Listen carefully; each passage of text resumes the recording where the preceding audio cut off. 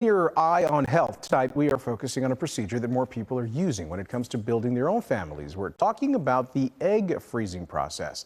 A study in the American Journal of Obstetrics and Gynecology shows that more than 4,000 patients went through the process in 2014. That's increased in 2021 when researchers say more than 16,000 patients elected to have the procedure. At that time, the average age of the patient was about 35 years old.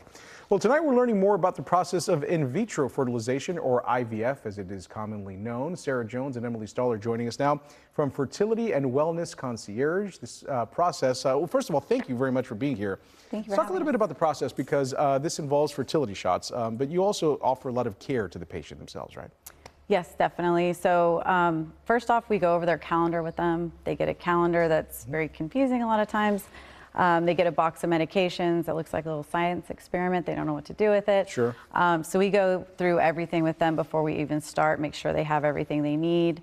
We come in every single day and do their shots for them. We're always available as well via phone, text, email. So we provide a lot of emotional support and care in that way too. That's so important for some of the families that are going through this. It's a very stressful time. Very. Let's talk a little bit about the actual process of freezing the eggs, because there are some risks associated with this as well, right? How does that work, and what are some of the risks?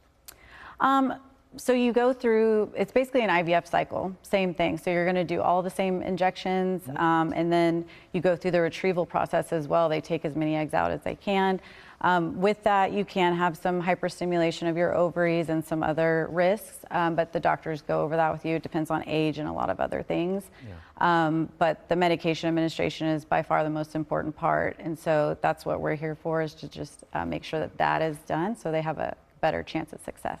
I'm sure the next big question that you all get all the time is how successful are these procedures? So I'll ask the same question. I mean, what's the rate of success here? That varies on so many different things. Like Emily said, it's critical to have IVF medication timing and the administration of it. That's why we started this business, to help with this process.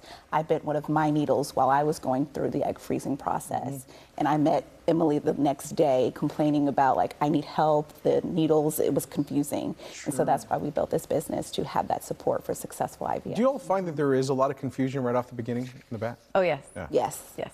And what questions do you think people need to be asking right now if they're considering this? I mean, what are the important big questions to maybe avoid some of this confusion and get straight to the answers that they're looking for? So whether it's a reproductive endocrinologist or your OBGYN, the main thing is to know where you're at, where your body is at with their fertility. So you want to do day 3 labs on the 3rd day of your cycle for women, obviously. You want to get an FSH, so that's a follicle stimulating hormone, and an AMH, anti-Müllerian hormone, and your estradiol level on day 3. That'll tell you exactly where you're at with your fertility and if you need to go through the egg freezing process or not at that time, or if you can wait a couple more years. But just having that knowledge is definitely key. Yeah. Did you want to add to that? I just want to let anybody who's watching the segment, they get 25% off their first cycle with us. Okay. Okay. Yeah, All right. they mention it. Yeah.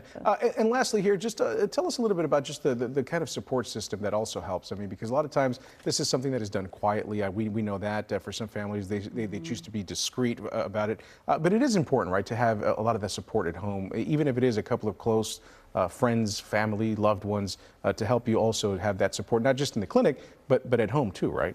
It is helpful. It's not always there, so that's another reason why we're here as well.